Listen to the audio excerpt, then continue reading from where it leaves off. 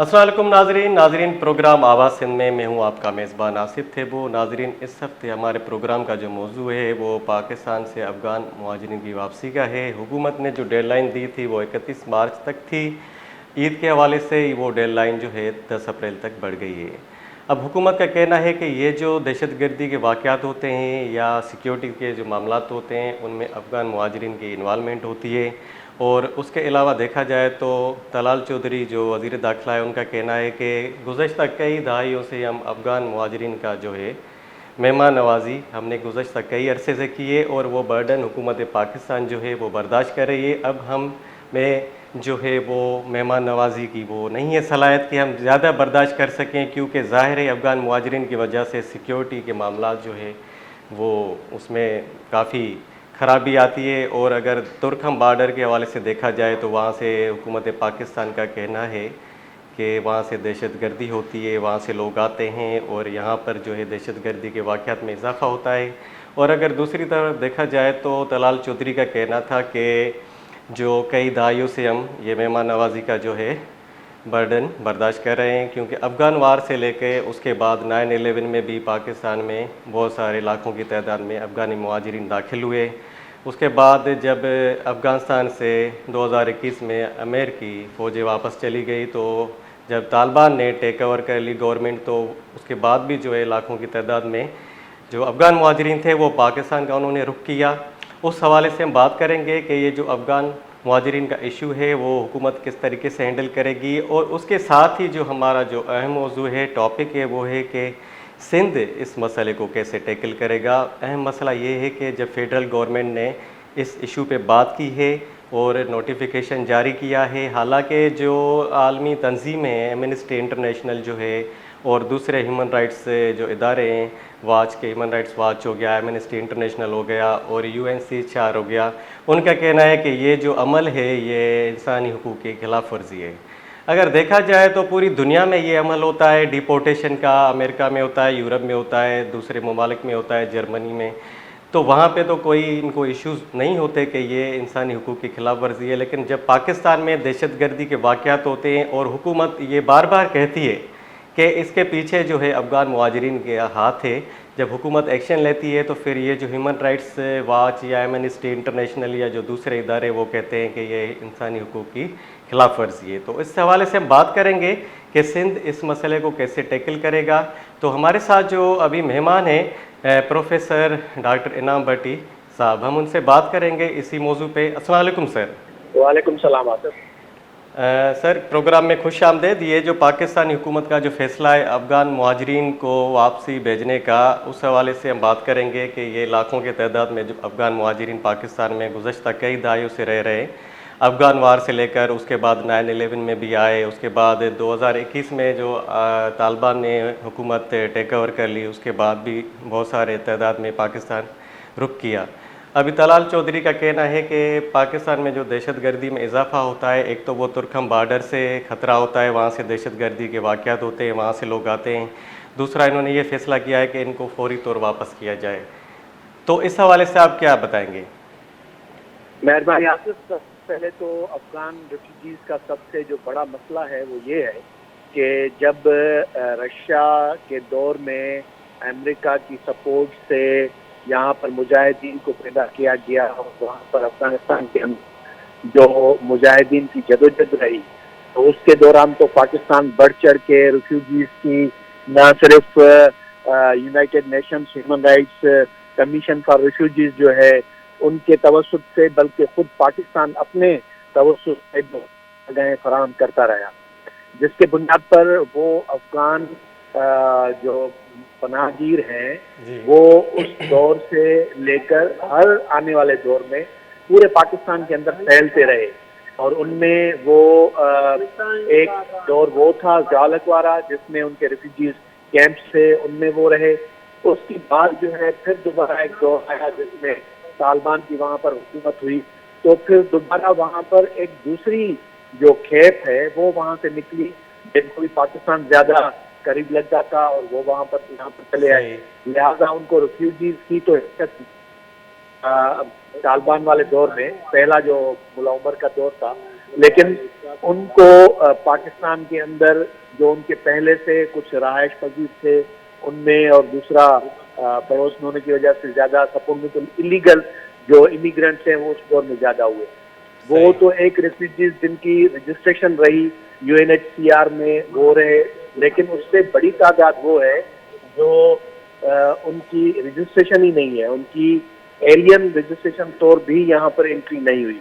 सिर्फ यहाँ पर पश्तून जो है वो चाहे दोनों तरफ से किसी का भी हो वो पश्तून ही लगता है, पता नहीं चलता कि अफगानी कौन है और पश्तून यहाँ का पाकिस्तानी कौन है। तो वो इस तरह से पूरे पाकिस्तान में जो फैल गए, तो उनकी तादाद जो ये बताते हैं 20-25 लाख, वो तो एक रिकॉर्ड शुदा है, लेकिन मेरे अंदाजे के मुताबिक उससे ज्यादा एक बड़ा एदाद शुमार जो होगा वो गैर रिकॉर्ड शुदा है, जिनकी कोई एंट्री नहीं है। तो पाकिस्तान ने बारहा कोशिश तो की उनकी रजिस्ट्रेशन करने की, लेकिन वो उसमें भी नाकाम रहे। लेकिन इसमें सबसे जो बड़ा मसला है वो सिंध का है। पंजाब में तो शुरू से भी इतना कोई वहाँ पर अफगान पनाहगीर के लिए स्पेस नहीं रहा। कोई थोड़ी बहुत जो है उनकी कारोबार में कहीं पर एंट्री होगी। एक सबसे ज्यादा जो बड़ा इशू रहा वो रहा केपीके का, उसके बाद बलूचिस्तान का, और उसके बाद सबसे बड़ा मसला सिंध का रहा है, जहाँ में कराची के अंदर कहा जाता है कि कोई 10 लाख के करीब अफगान जो एक रजिस्टर्ड और नॉन रजिस्टर्ड रह रहे हैं, जैसे कि वो उनके इलाके मिनी अफगानिस्तान कहलाते हैं। तो उन पर ये जब भी ये आता है पाकिस्तान के अंदर डिसीजन होता है कि अफगान गैर कानूनी जो मुकीम है उनको यहाँ से निकाला जाए, तो एक तो वो ये तय नहीं कर पाते कि गैर कानूनी किन को बोल रहे हैं, आया वो जिनकी रजिस्ट्री ही नहीं है, या गैर कानूनी वो हैं जिनकी मयाद पूरी हो चुकी है, वीजा पर आए थे उसके बाद उनको जाना था, या आया कि गैर कानूनी है जिनको यूएनएचसीआर ने कहा कि अब आप वापस जाए लेकिन फिर भी वो वापस नहीं जा रहे। तो ये तीनों कैटेगरीज जो है अब वो इलीगल पर मानी होती है। तो अमल सही है कि उनको आप अल्टीमेटम दिया है बार बार, और इस मरतबा 31 मार्च को उनको कहा कि मरतबा ये उनको ले रहे हैं और निकल गया। तो वो उनकी इनाम साहब, ये हुकूमत का कहना है कि तकरीबन जो है 25 लाख के करीब जो अनरजिस्टर और रजिस्टर अफगानी पनाहगीर पाकिस्तान में है। लेकिन तलाल चौधरी का जो बयान है उसको अगर हम देखें तो उनका कहना है कि गुज़श्ता 4 दहाइयों से हम पाकिस्तान में ये बोझ इनका बर्दाश्त कर रहे हैं अफगान पनाहगीरों का। अब अफगान वार से लेकर अभी तक जो अरसा गुजरा है उसमें लाखों के तादाद में होंगे। जैसे आपने कहा कि जो रजिस्टर बता रहे हैं 25 लाख के करीब 2.5 मिलियन, तो उसके अलावा अनरजिस्टर भी बहुत हैं। और सिंध इस मसले से कैसे मतलब टैकल कर सकता है? कराची अगर देखा जाए तो कराची में आप कह रहे हैं लाखों के तादाद में है, और मिनी अफगानिस्तान उसको कहा जाता है, कुछ इलाके ऐसे हैं कराची में। तो सिंध हुकूमत इस मसले पे सीरियस है, संजीदा है इस मसले पे? मैं इसी पर ही आसिफ आ रहा था कि जब भी ये ऐलान हुआ है वफाकी हुकूमत की तरफ से कि उनको वापस निकाला जाए और यहाँ से उनको निकाली दी जाए, तो सिंध गवर्नमेंट की उसमें कभी भी संजीदगी नजर नहीं आई। जो इस इलेक्शन से पहले इंटीरियम गवर्नमेंट थी सिंध की, उन्होंने तो शायद कुछ बजट वगैरह भी रखा था और उनके लिए एफर्ट्स लेना शुरू किए थे, लेकिन पीपल्स पार्टी की हुकूमत जब भी इक़्तिदार में आती है तो वो उनको अपना वोटर समझती है। और ज्यादा से ज्यादा मुझे ये लगता है कि अब तो ऐसे भी बहुत हैं जिनकी यहाँ पर ना सिर्फ एंट्री हो गई है, क्योंकि बार बार ये रिकॉर्ड जाहिर करता रहा है कि 5-10 लाख तो नादरा ने एक मरतबा शो किया था कि अफगान की उनकी शनाख्ती कार्ड वगैरह पासपोर्ट पाकिस्तान से बन गए। और ये इस तरह से जो तादाद होती है तो वो उनकी सबसे बड़ी तादाद सिंध में राइश पजीर है। तो मेरे ख्याल में सिंध हुकूमत इस पर कभी भी खास करके पीपल्स पार्टी और संजीदा इसलिए नहीं होती है कि इलीगल कारोबार में जो भी कराची के अंदर ज्यादातर है और पूरे सिंध के अंदर भी जितने भी वो ऐसे काम है उनमें वो उनके सपोर्टर रहते हैं। तो वो उनको पीपल्स पार्टी समझती है कि उनके साथ अगर वो इस तरह से सख्त रवैया रखेगी और उनको पकड़ पकड़ के वापस करने की कोशिश करेगी तो शायद उनको ये करने में दुश्वारी हो रही है। तो मेरे ख्याल में सिंध हुकूमत को इस पर एक एफर्ट लेना चाहिए। वफाकी हुकूमत जब ये एक अल्टीमेटम भी दे रही है, नोटिफिकेशन भी जारी किया हुआ है कि सारे अफगान रेफ्यूजीज को जो है या इलीगल वापस भेज दिया अफगानी जाए। जो भी हैं उनको सबको वापस भेजना चाहिए। सही। तो वो उनको वापस भेजने के लिए सिंध हुकूमत को एफर्ट लेने चाहिए। और है क्या, वो बहुत ही आसान तरीका है। तो पुलिस इंटेलिजेंस होती है, उनके पास उनकी पूरी रिकॉर्ड आ जाती है। इनाम साहब, कौन-कौन ये कहाँ सिंध पर हुकूमत के तर्जमान का कहना है कि इस मसले के बाद जो है कराची जैकबाबाद के स्टॉप पॉइंट्स के साथ जो है सकरंड, शहीद बेनज़ीराबाद, भुट्टो में हमने कुछ चेक पॉइंट्स जो है वो कायम किए हैं, लेकिन उनकी जो गुंजाइश है टोटल 1500 अफराद को हैंडल कर सकते हैं। ये जो उन्होंने कंट्रोल रूम कायम किया है, सिंध हुकूमत के तर्जमान का कहना है कि हम इनको मतलब जो क्वांटिटी बता रहे हैं 1500 अफगान मुहाजिरीन को हम वापस भेज रहे हैं। तो अब सोचें, अगर ये 1500 की तादाद से ये मजाक है कि अगर आपके पास ये है रिकॉर्ड जी जी। के अंदर 1500 अफगान जो इलीगल वो रह रहे हैं, मेरे ख्याल में आप अगर कराची के किसी भी इलाके में ऐसे ही घूमने चले जाएं तो वहां से आपको पता चल जाएगा कि लाखों की तादाद में यहाँ पर रह रहे हैं, लेकिन वहां पर वो ऑपरेशन करना नहीं चाहते, उनकी नीयत नहीं है। और नीयत में दूसरा नहीं है। उनको उनके बयानात ऐसे आते रहे हैं।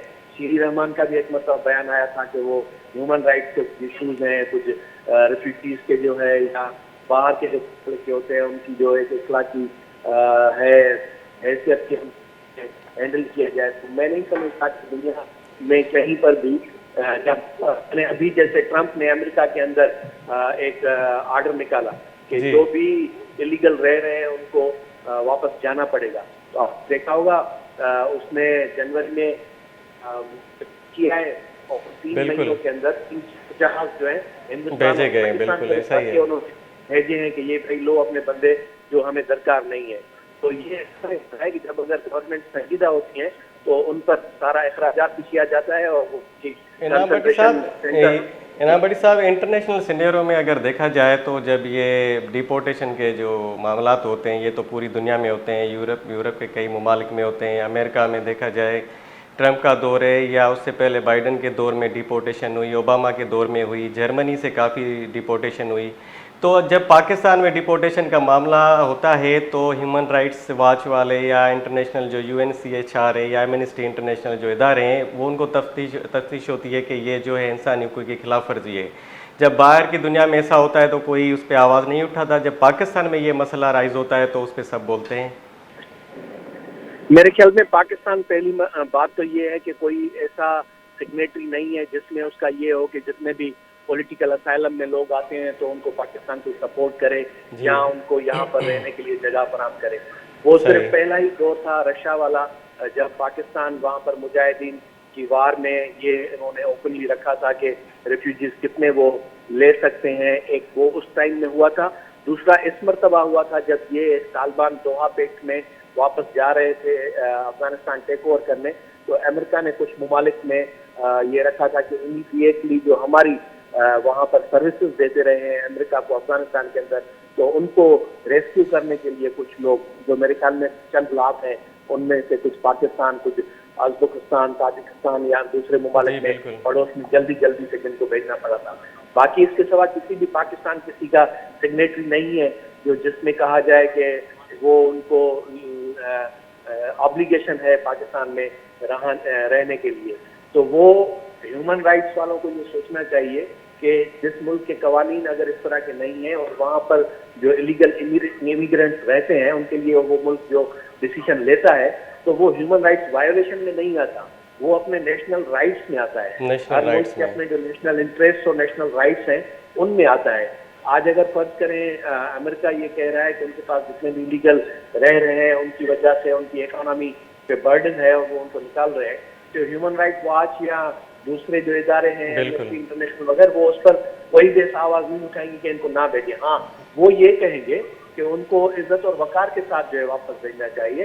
दूसरा ये कि जो अगर ये कहता है कि उसकी जान व माल को वहां पर खतरा है तो उसके भी यहाँ पर एक पूरी नेटवर्क चेन जो है वो ओपन कर सकते हैं कि जो यहाँ पर बंदा रह रहा है उसकी पीछे फैमिली अफगानिस्तान में अब है या नहीं है, अगर वो है तो वो फिर कैसे वहां पर रह रहे हैं। तो मेरे ख्याल में यहाँ पर एक तो बड़ा मसला ये है कि बहुत सारे अफगानी अब वो हैं यहाँ पर जिनको पीछे जान और माल का खतरा नहीं है। उनके मुल्क में सिर्फ ये है कि वसाइल, रोजगार या जो दूसरे हैं उनकी फैसिलिटीज वो कम हो सकती है, लेकिन उनकी जान को इतना खतरा नहीं हो सकता। अभी तो मेरे ख्याल में अफगानिस्तान की इकोनॉमी भी स्टेबल हो रही है, स्टेबल हो रही है, खुद अफगान हुकूमत कह रही है कि वो वापस आ सकते हैं। बिल्कुल, उन्होंने तो खुद इनको जो इन्वेस्टमेंट के लिए भी उन्होंने ऑफर की है कि जितने भी अफगान इन्वेस्टर्स बाहर रह रहे हैं, बाहर के ममालिक में उनकी इन्वेस्टमेंट है, तो वो यहाँ पर आके इन्वेस्टमेंट करें और अफगानिस्तान की तरक्की में अपना हाथ बटोरें। तो ये तो बेहतर है कि पाकिस्तान पहले तो उनको ही जो इस में ये ताकत रखते हैं, तो वो उनको वहाँ पर भेजना चाहिए कि वो जाके अफगानिस्तान की तरक्की में हाथ बटाएं। तो इस तरह से वो यहाँ से इनको निकाल सकते हैं। और मैं स्पेशली सिंध गवर्नमेंट से कहता हूँ कि कराची के अंदर बिलियनियर्स जो हैं, जिनकी इन्वेस्टमेंट क्यामाड़ी फिशरीज से लेकर ट्रांसपोर्ट से लेकर बहुत सारे मिनरल्स में, सब जगहों में आप देखेंगे कि जो अफगानी इन्वेस्टर यहाँ पर बैठा हुआ है, तो उसको अगर वो कहें कि भाई आप जाके अफगानिस्तान में ये सारी एक्टिविटी करें, तो खुद ये म्यूचुअल इंटरेस्ट में हो सकता है कि वो हैं अफगान नेशनल और अफगानिस्तान को जरूरत भी है, लेकिन वो वापस नहीं जाना चाहते क्योंकि यहाँ पर फैसिलिटीज जो हैं वो ज्यादा है। सही, बहुत बहुत शुक्रिया इनाम भट्टी साहब, आपने हमें अपना कीमती वक्त दिया। नाजरीन हमारे साथ बात कर रहे थे इनाम भट्टी साहब। उन्होंने कहा कि सिंध हुकूमत जो है वो गैर संजीदा है इस मामले पे अफ़गान पनाहगीरों को वापस भेजने के लिए, क्योंकि सिंध हुकूमत का कहना है कि हमने जो चेक पोस्ट कायम किए हैं जैकबाबाद और शहीद बेनज़ीराबाद भुट्टो या कराची में, उसमें जो हमारा कंट्रोल रूम को जो एफिशिएंसी है कंट्रोल रूम की, वो सिर्फ 1500 के तादाद में हम वापस भेज सकते हैं। ये है हुकूमत सिंध की संजीदगी। और अगर देखा जाए तो अगर दुनिया के जो ममालिक हैं या इंटरनेशनल जो क़ुव्वतें हैं, अगर उनको ये एतराज़ात हैं कि ये जो इंसानी हुकूक़ की खिलाफ वर्जी है या ह्यूमन राइट वायलेशन है, तो ये जो बात है ये तो ह्यूमन राइट वायलेशन में नहीं आती, क्योंकि ये नेशनल इंटरेस्ट में आती है। किसी भी मुल्क के अंदर अगर डिपोर्टेशन का अमल होता है, तो चाहे अमेरिका हो, ट्रंप का मिसाल हमारे सामने है, तो वो डिपोर्टेशन का जो अमल शुरू हुआ है उसमें जो है नेशनल इंटरेस्ट को देख के ये फ़ैसला किया गया है। नाज़रीन यहाँ पे हम लेते हैं मुख्तसर सा ब्रेक।